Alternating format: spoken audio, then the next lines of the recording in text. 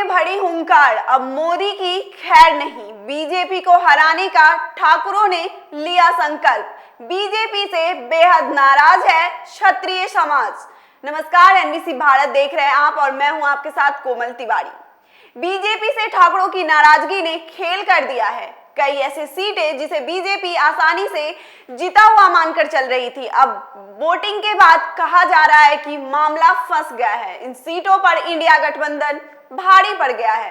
पश्चिमी यूपी के ठाकुर बहुमूल्य गांव में बेहद कम वोट पड़े हैं, जिससे साफ हो गया है कि ठाकुरों ने वोट या तो डाले ही नहीं या फिर शायद बीजेपी को हराने वाले उम्मीदवार को वोट दे दिए हैं। पूरे पश्चिमी उत्तर प्रदेश में इस समय क्षत्रिय समाज की महापंचायतें चल रही है। महापंचायतों में ऐलान किया जा रहा है कि जो भी उम्मीदवार बीजेपी को चुनाव हराएगा उसे ही ठाकुरों का वोट जाएगा।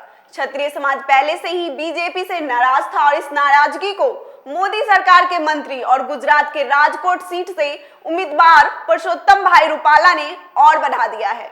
रूपाला का बयान का गुजरात के साथ ही पूरे भारत में क्षत्रिय समाज जबरदस्त विरोध कर रहा है। उन्होंने बीजेपी को चेतावनी दी थी कि वह रूपाला का टिकट काट दे, लेकिन रूपाला के टिकट काटने से कहीं पार्टी नाराज ना हो जाए, इसलिए बीजेपी ने रूपाला का टिकट नहीं काटा।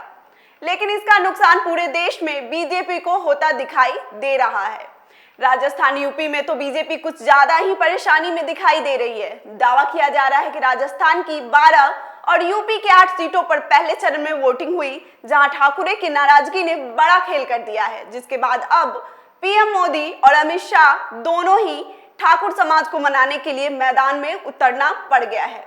लेकिन यह साफ हो गया है कि अब बहुत देर हो चुकी है। क्षत्रिय समाज बीजेपी को बदला लेने की तैयारी में दिखाई दे रहा है।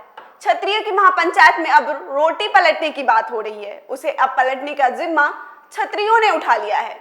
बता दें कि क्षत्रियों की महापंचायत का एक वीडियो सोशल मीडिया पर जमकर वायरल हो रहा है, जिसमें बीजेपी को सबक सिखाने की बात कही जा रही है।